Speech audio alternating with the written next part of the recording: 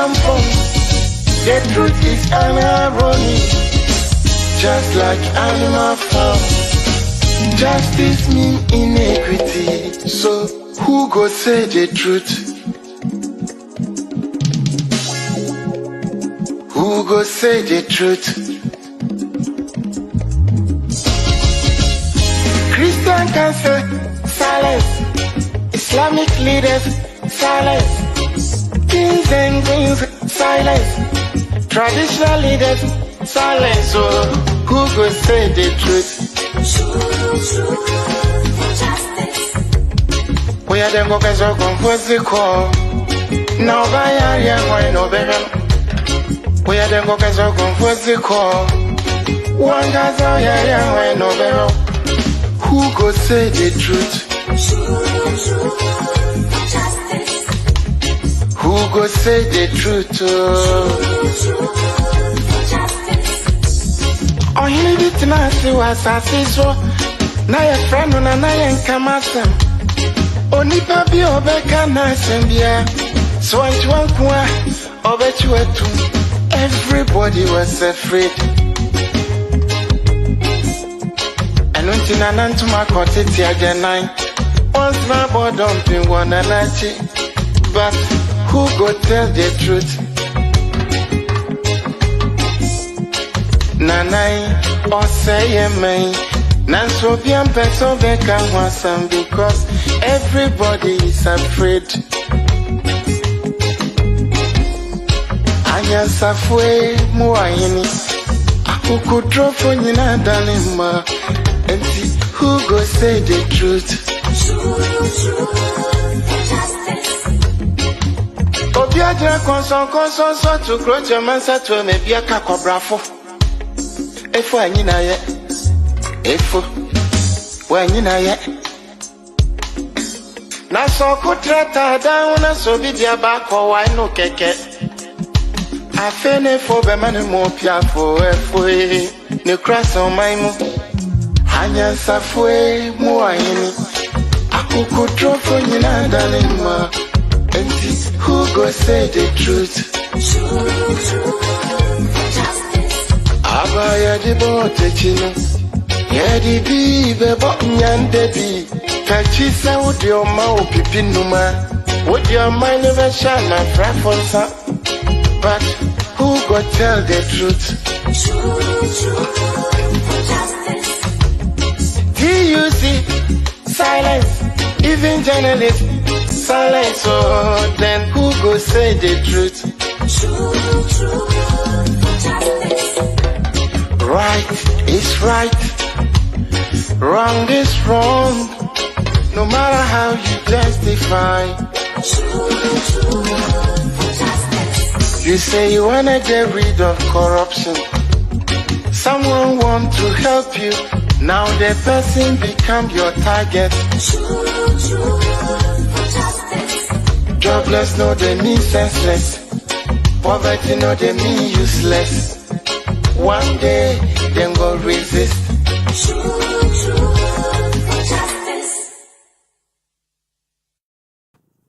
Good evening once again, and you are live on MyView show on today's Ghana News TV. Once again, I welcome you to this program, and let me take this opportunity to remind you that you can also follow us live on Switch via satellite, also on our Facebook handle, Instagram and YouTube, all on today's Ghana News TV. And you can equally follow us on Twitter and TikTok, and also as postcards on Anchor FM. Wherever you are, it's a pleasure to come your way this evening to share my views with you and the views of our guests. And together, we all share our views on what is happening to Mother Ghana. Today is a great day that we want to pay attention to the importance of the effective political party communication towards election 2024. Does it really matter if political parties are able to communicate their messages to the masses, or it is not necessary to go down that level? However, political parties are voted into office based on their promises in what is called the manifesto. How does this manifesto get to the grassroots? Is it necessary? These are some of the questions that we will share our views on this evening. And wherever you are most welcome. Continue to share the link that many more people will join us, and then together we will share our views on this topic. Gratefully, today we have no other person but Mr. Seth Ofori Ohene, who is the former NDC National Communication Director and a member of the 2020 outreach and monitoring teams of the party. He has been the forefront of political communication for a very long time, and today he will share his views on the impact or the importance of effective political party communication and how effective that could lead to success in the 2024 elections. Honorable Seth Ofori Ohene, you are most welcome to the program. Thank you. Good. Looking around, you have a very great experience background when it comes to political communication. And I do recall meeting you during the 2000 National Nooks Conference at Legon. I saw you with some other guys and you were busy sharing pieces of paper, information, and the rest. So we're very grateful to have you today to share your experience and how effective political communication could have an impact on elections, especially the 2024 elections. In a nutshell, for us to start, what's the opinion of effective political communication? Come again. What would be the model of an effective political communication? Well, in political communication, it's all about communicating with public. It's all about making sure that policies and programs are championed to the people, to deliver your message for them to receive it, and also involve the media in particular. Political communication have three key players: the political elites, the media, and then the citizenry, that's the public. So in simple terms, an effective political communication should be able to disseminate information at the policy level to the masses to ensure that the masses are on board, simply. Wonderful. So now let's take your experience on this effective political communication. You played a greater role in the 2008 elections, and I played another role in the 2012 elections as well. So what have you learned or from your experience that the current political communication is drifting from it? You mean in terms of our party or the current administration? I'm talking in terms of the NDC party for now. I think our communications has been growing from strength to strength. As pioneers of the political communications of the party, I think we are happy the extent with the party communication, the level to which they've gotten to. Times have changed, especially with digital communication coming into play, and with a number of media houses also at play now. I think they have performed very well. They've been able to sell the messages of the party to the masses. I think we did extremely well in 2020 elections, except certain challenges that we had. I think we could have made power, which is very clear to those who observe the election. So I think the party communication is very effective. Maybe they need to look at a bit of the strategic aspect of the communication. I think more of, if I'm to use, I think populist communication in one day or the other dominates in the two major political parties.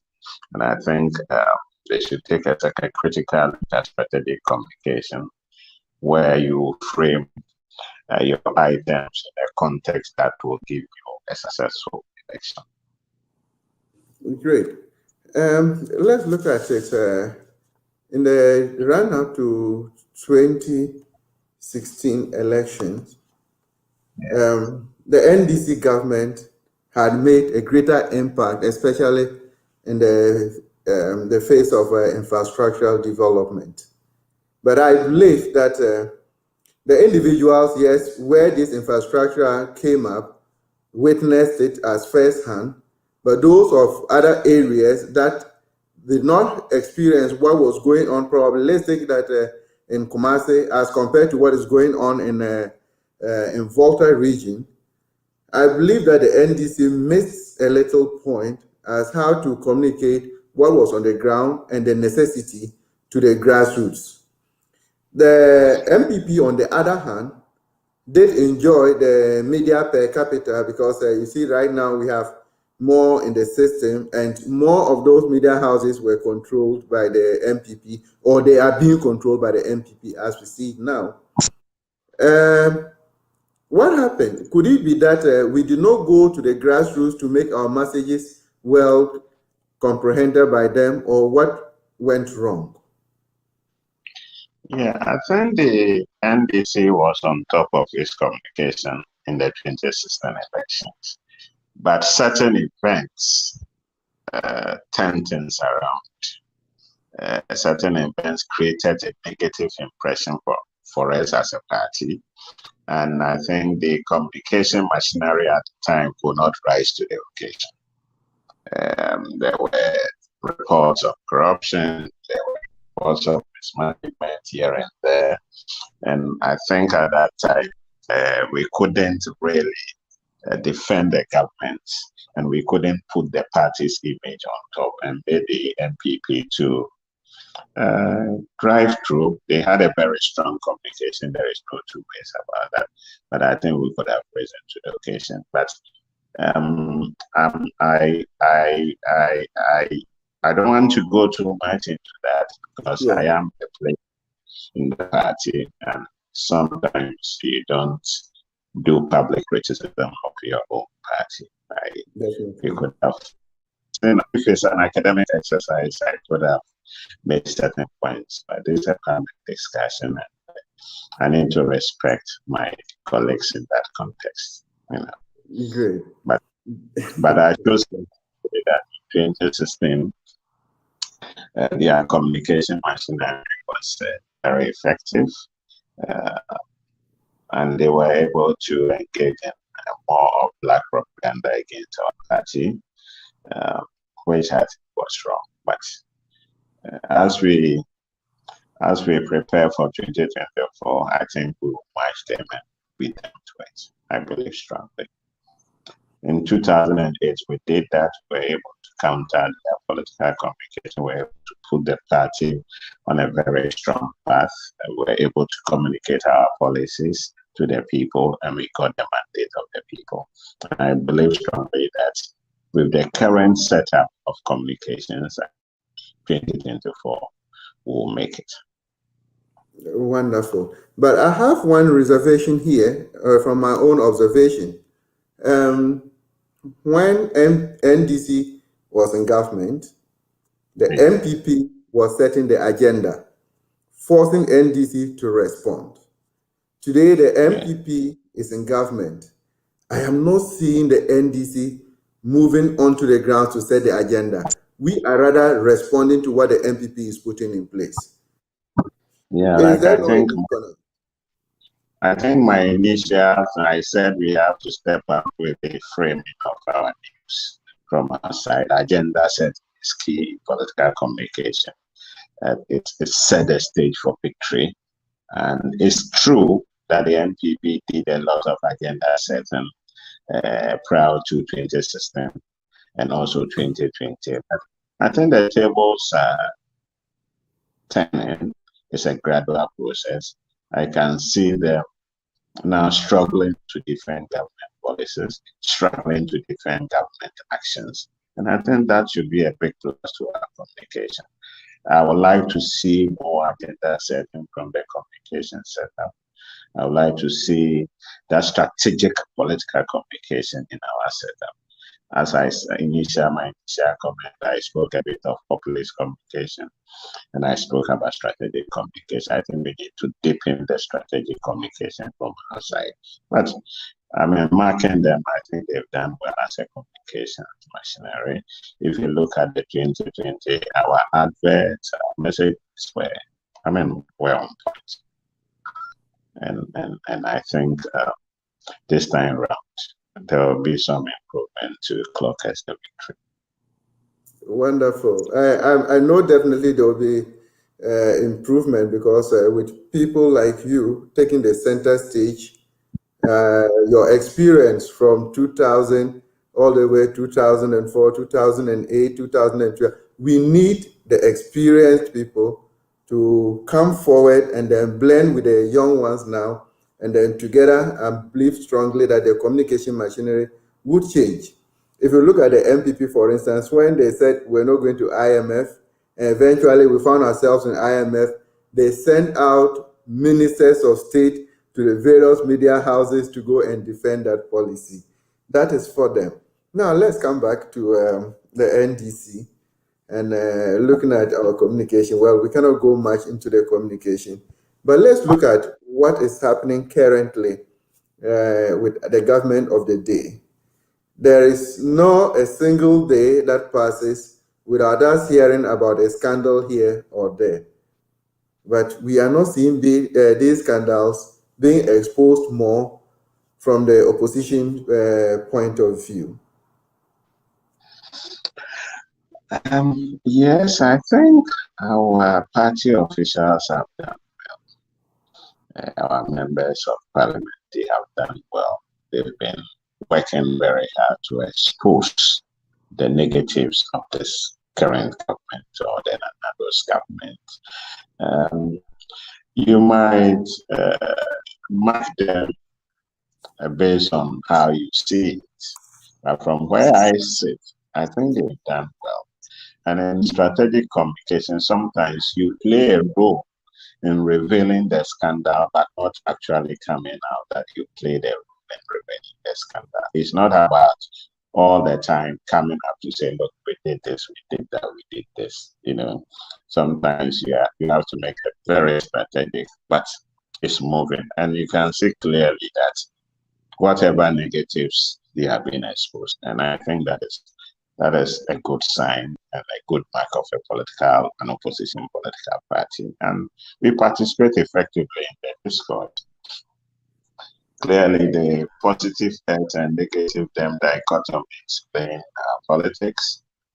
We can see clearly that the MC is becoming stronger and stronger.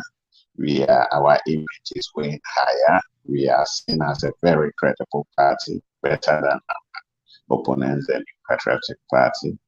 In recent times, when we went for branch registration, registering new people, you can see the happiness of the people joining queues. For example, I was in my Chia South. I was very surprised from morning to evening. The queue was there. They registered up. When we're even leaving, they said, look, can you do some mop-up for us? So I think from where we stand as a political party, we are doing well. The people are getting on board. A strong opposition or a strong MPP vote like Ashanti and getting people to rush to register speaks a lot. So like I said, it depends on where you sit. I think our leadership are doing well, though there is more room for improvement, but I think they have done well. I think you will bring that more room for improvement. You play a greater role in it because I've seen somewhere that you are coming up as one of the vice chairman hopeful for the national, and we'll count on you to make a lot of impact. But now let's look at, I don't know if this thing has come to your attention, the Ajapadiya material, supposedly the roadmap of the new patriotic party as how to set themselves into running government, and even if they are out of government, they will still control the system. Have you had an idea about it? Yeah, I've had a brief, I have a brief idea. But it's very difficult to discuss that document because officially no one has taken responsibility of the document. Officially, it's there, it's running around. We've heard where it's coming from, and that kind of officially no one has taken responsibility. But if it is true, I don't think it's good for Madagascar. The resources of Ghana is for all of this, and you must use it judiciously to satisfy. There must be some level of equity. There must be some level of fairness. There must be some level of justice. I mean, social justice needs to be at play. You must make sure everybody enjoys the cake of this country. I don't think what we are seeing in that document is the right way to go. But as I said officially, no one has taken responsibility, unless someone has taken responsibility that I don't know. But I'd like to be careful in discussing the document. Sure. Well, no one has taken responsibility, but if you look at that document and you see the material in there and the implementation of whatever is in there, it's very strategic. Take, for instance, even an example, if you go to the page 22 of that document, it's all about how to handle John Boadu and remove him after winning the 2020 election. It has worked perfectly. You go to page 32, they talked about how to take control of the judiciary by making a lot of appointments and everything, and we're seeing it, and then an award of their own people. But let's leave that aside. It is definitely not the best for the country, Ghana. And where we sit, now let's put NDC in context. NDC thinks about the entire country because you believe that the national cake should be shared equitably for everybody to have a fair share of it. The MPP, on the other hand, do not think that way. Apart from their policy of property owning democracy, they look at themselves and try to place themselves in position that whether in government or out of government, they will always have a total say. What do we tell the Ghanaian voter? I think they believe very much in the trickle-down effect. I mean, clearly, they believe very much in the trickle-down effect. But the trickle-down effect seems not to be working in Africa and many developing countries. And that is why, as an NDC, we believe in supporting the base, in creating a base that the bottom also have its fair share so that they can grow and grow. We believe in sharing for everybody to be part, but I think the New Patriotic Party believes in the trickle-down effect, and I said it's not working. Now, what do we expect from an NDC government come 2024 as compared to the present economic hardship that we are experiencing? We are warming up. We are putting our policies in place. We know who we are. We know that as a party, we are there for the masses. We know that as a party, we believe in development. We believe in creating infrastructure. We believe in creating jobs for the people.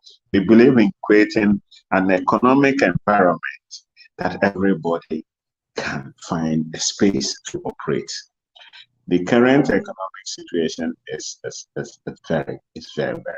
It's very difficult. It's not easy to survive. It's not easy to do certain basic things in life. And I think as a country, we should have had a sort of bipartisan discussion on this in terms of the way forward. President Mahama called for that bipartisan approach to solving the economy or the economic challenges. But our colleagues or friends from the New Patriotic Party did not respond positively. Maybe for purposes of politics, thinking that we be still the hearts of the people, but I think it would be proper to have a bipartisan approach so that we can solve the economic challenge. We said Chrome Regina, and I think if they get all of it to be part of the process, we can help. But as we speak, you can see inflation is more than 30%. Debt to GDP ratio is over 30%. I mean, cost of living very high. Everything is going wrong. And it's very worrying. The economic indicators are not good for a developing country like that. Okay, let's look at it. You were more or less the spokesperson for Professor Mills.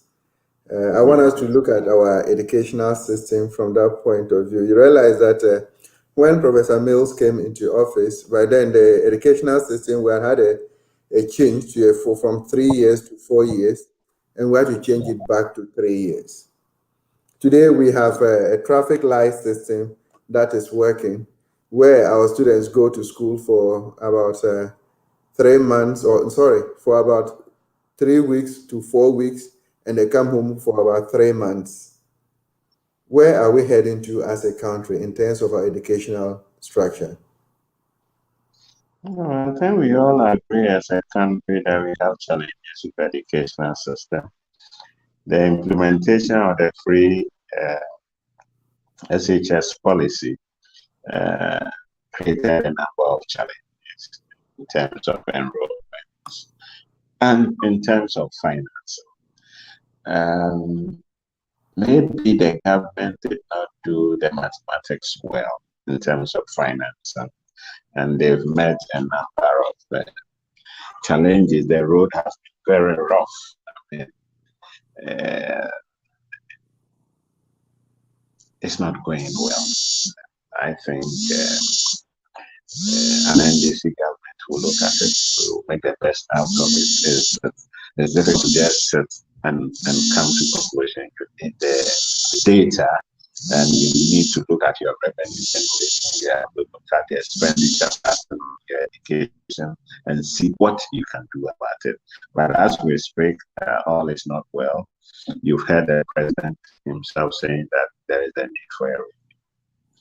I think he used the word review, I think, and it's something that we are all looking at. But the NDC will come up with very good solutions to the situation. We will sit down, our educational team will come up with the necessary policies to address this challenge. But simply it's not going well.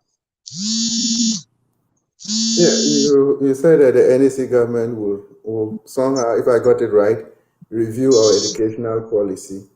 The current president has said that there's a need for the educational policy to be reviewed. Unfortunately, he initially told the entire country that the policy was not going to be reviewed, the policy was not going to be scrapped, and nothing was going to be done to the policy.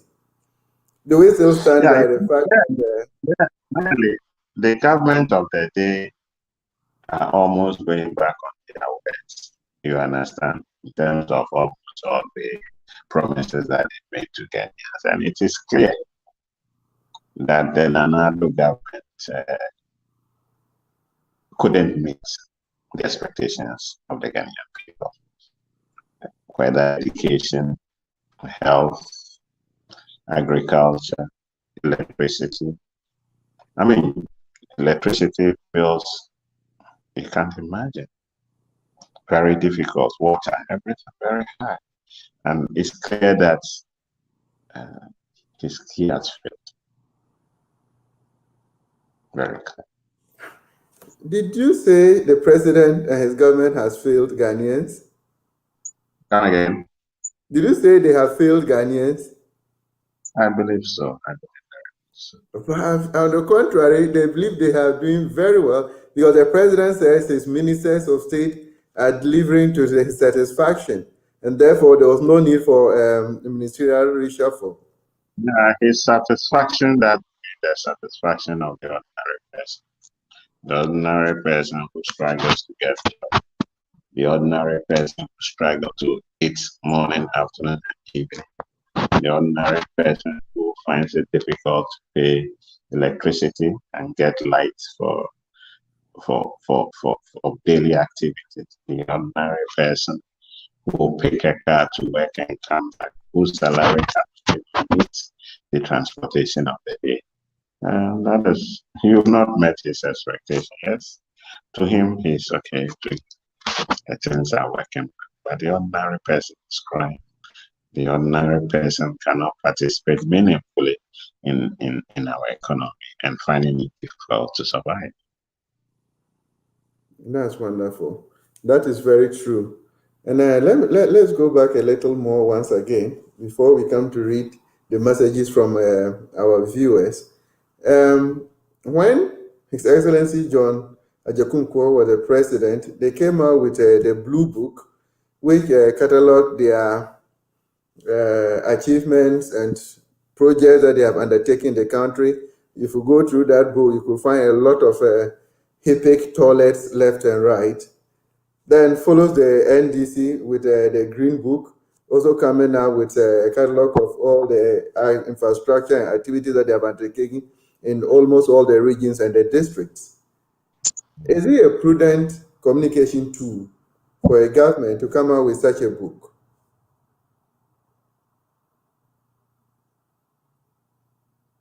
Again?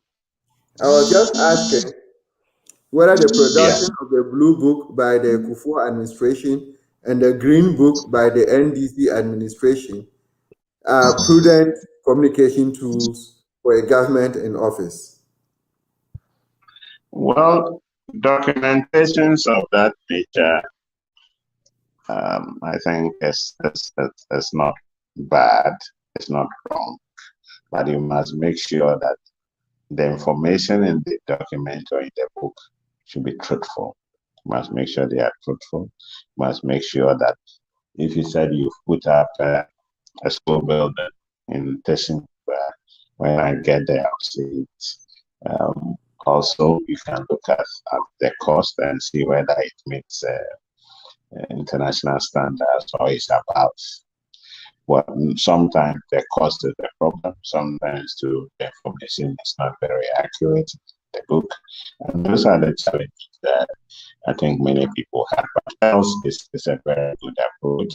It's a means of letting people know what you have done and the need for them to rally behind you and support the government. Though other people have contrary views to those two books, but I think it's necessary. But the dissemination of the information is also key.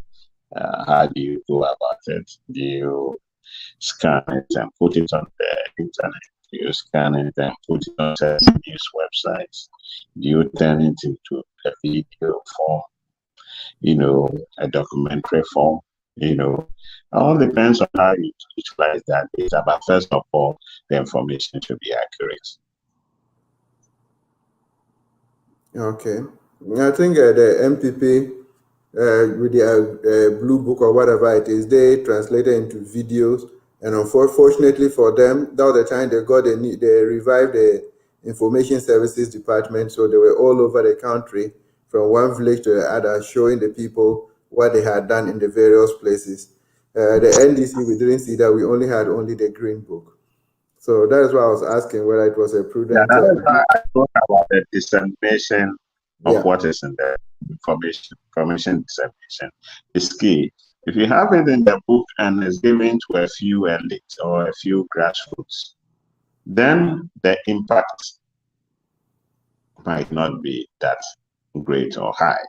But if you have it and you disseminate it through videos, through documentaries, like the ISD going to the various communities, the various internet portals, making sure they champion it well. I mean, you will get there, but sometimes the challenge also goes with the negativity or the negative commentary that goes with documentation. Both parties did it. Looking at our side, it's very difficult to say whether it was helpful or not, but I think we lost the elections. It was one of the key things that we used to fight to battle the election. So one can look at it again, see whether it's a good. But like I said, I'm careful in criticizing certain communications, policies or strategies. When I was driving the seat myself, I had a number of criticisms. Though we were able to rise to the occasion. We won the 2008 elections, and I felt happy that I was part of the team that brought about that success. Though I did not participate after 2010, I left that role after 2010 to have my bit of private life and engage in the political discourse. So if you realize from 2010, I took more of a backseat. Yeah. In 2012, I played a key role by serving as political assistant to late His Excellency by helping out throughout the campaign. We have to go across the country, and after I left, 2016, I didn't play that of a key role in the campaign, but 2020 I did. 2020 I was part of the communications team of the presidential candidates. My responsibility was coordinating the production of the adverts, which in one way or the other, I think we did well, though I have to praise myself and the team, but I think we met the expectation of the party and again people. Okay. Honorable Ofori, let me just pick these comments and then I'll come back to you. I think actually I wanted us to look at your political involvement, but you have already given us a litany of it. At least I'm a witness to some of them from 2000, so I can always testify to that. Then we'll take the messages and then we come back. So we have, Mama Grace, good evening, comrades. Watching you from Stuttgart, Germany. Germany NDC all the way. Well, we wish the German NDC all the best, and we'll see how best you can work hard to support the mother party. Oh, okay, Victor. Good evening. You are watching us live from Cologne. We are grateful that you have joined us. Uncle Dennis, once again, great job, GS. We are very proud of you, Uncle Dennis, together with the Billyfield Group, always shining. Osei Superior, watching you live from Barcelona, Spain. We are very grateful once again, Osei, that you have joined us. Uncle Kweku Adi, watching from Holland, doing well, sir. We are very grateful once again. Oh, Alfred, we are very grateful that you have joined us today. You are watching us live from Bielefeld, Germany. And, Mama Grace, once again, good submission. Brimpom, you are watching us live from Poland. We are grateful that you have joined us this evening. As usual, all the time, join us every Monday at the same time that we share our views on this socio-political program. We will go back and then today, unfortunately, our systems are running up and there's no mic time. But all the same, we'll go back and talk to Honorable Seth Ofori Ohene. He has been in the presidential communication for a very long time, and we want to find out a little more what the future holds for him in the party. Uncle Fred Ofori, once again, we are welcome back. Thank you. Thank you. Good. Well, I am going for the position of National Vice Chairman.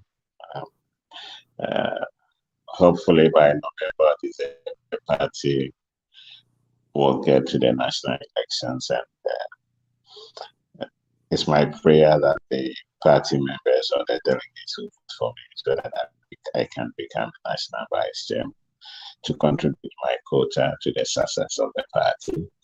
I think I have the skills to help the party grow and grow further. And I'm counting on the at this time.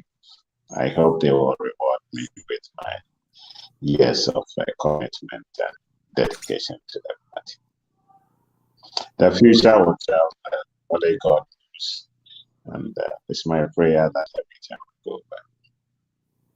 Wonderful. Let me ask this question because I got to know you from these political scenes, from the student wing right up African Students Association and all that, right down to nationals and all those things till this point. But it looks as if there is the NDC has currently, with the student front, it has tended to be NDC MPP. And what we see more, come again. I said currently we've seen that the student front has tended to be NDC against MPP, or always MPP against NDC. And unfortunately, the NDC has not been performing well in the tertiary institutions. What could have gone wrong as compared to the time you people were our student leaders come to talk of Honorable Harun Idrisu and all the people all coming from that front? What has changed? Well, times have changed. During our time, we were not that partisan. We were committed to the student project. Though we knew where we belonged to, we did not make it a partisan affair. We worked together very closely. My colleagues in the MPP, many of them, we worked together as NUCs and also as All Africa Student Union champion in the cause of students. But recent events shows that most of the student activities are now based on MPP, NDC, and the smaller parties. It's difficult to stop them, but that is the order of the day. Our time, we didn't engage in those things. We didn't engage in partisan politics. And I remember I left ASU before registering as a member of a political party because we were not supposed to do that and we didn't engage in that. So I joined the NDC officially in 2000 after I left office as Deputy Secretary General of the African Students Union. Depending on where you sit, you can say it's wrong or right. But I think that is the order of the day. And as National Democratic Congress, we have to step up and make sure we get the majority of students on our side. The youth forms a huge constituency, and we keep working, and it's our prayer that we get majority on our side than compared to the MPP. Great. Okay. Having said this, I think I brought this one extra because we're looking at your political future, and as you rightly said, you are a hopeful candidate for the national vice chairmanship position, and I'm pretty sure we have a lot of let me say people from the diaspora in particular, because all the diaspora chapters would be present at the National Congress to elect the national executives. And I'm sure they are all hearing you. Most of them are watching you live. And we have our greater people right home in Ghana who are also delegates. So now let's look at it from this point of view. As a national vice chairman, what will be your role and the total NDC setup? I don't know how it works. Well, basically, you assess the national chairman in the performance of his duties. You are assigned certain responsibilities as and when necessary. You serve on the functional executive committee of the party and also on the national executive committee of the party, which are key decision-making bodies of the party. In terms of hierarchy, if the leader is not there, you are the number two, the chairman is the number one, the vice is the number two, then the general secretary, and it goes, So basically, assist and making sure that the NDC is run very well, make sure that we get to our various constituents, interact with them, and get them board as far as governance is concerned and as far as elections are concerned. So it's simply about governance, it's simply about political power and making sure that everything runs well. Wonderful. So it means that come November thereabout, you could be a likely candidate, and hopefully we wish you the very best should you become the national vice chairman. But point out probably one particular area that would be of greater concern to you as a national executive. Come again. One area that you will see as a point of concern to you as a national executive. As one, to come up with policies that will move our party and Ghana forward. Okay. So we wish you very well. Unfortunately, our time we have run out of time.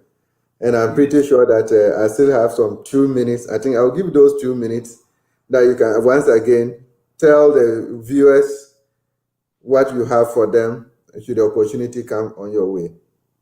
Well, what I would say, the NDC is warming up for political power in 2024. We are committed to rescuing Mother Ghana from the economic challenges that we are facing. And we are currently engaged in the branch registration and branch elections. Then we will move to ward and constituency elections, then regional and national. After we've done that, then they will see our action. We are going to move and make sure that power comes to the NDC so that Mother Ghana will become very prosperous. Good. Those are the passing words of Mr. Seth Ofori Ohene. And he says that NDC is doing reorganization, they're doing re-registration. So wherever you are and you have the willpower, just get to any of the branches and get registered as a card-bearing member of the NDC. And then together we'll go to rescue Mother Ghana from the current hardships that we are all suffering through. What I can also say is that it is clear that we are on our way to victory. Victory is assured. The Ghanaian people on our side. Ashanti region Eastern are following suit, and it's going to be very massive. The 2024 victory, God willing, will be very massive.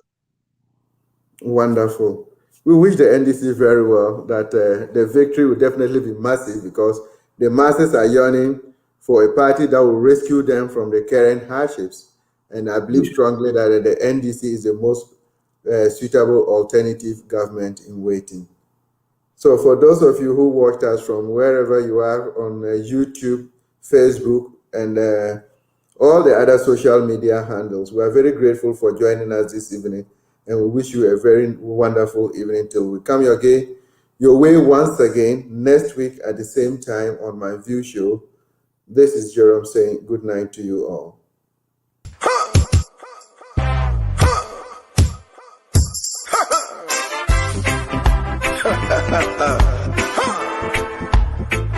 Waiting there happy for Africa.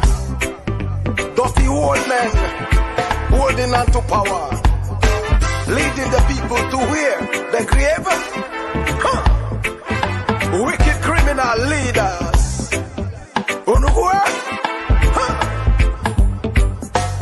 See them a come, them coming like an angel. But them a thief, them no say them a thief. Mr. President, you coming like a savior. But you a thief, you know say you a thief. Thief President, why a thieving so? Thief man, why a thief so? The people they must suffer, but you don't care so. Thief man, why a thief so? I see the people